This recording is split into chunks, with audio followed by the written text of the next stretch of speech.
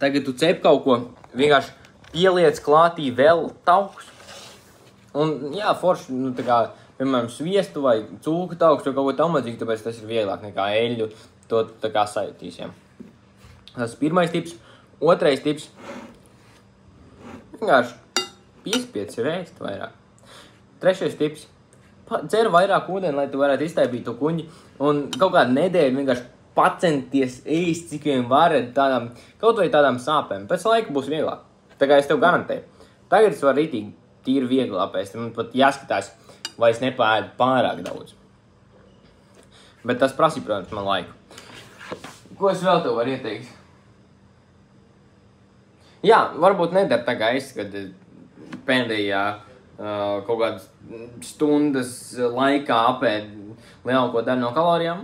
Varbūt izlaid, tā kā palaid pa visu to dienu, viņi vairāk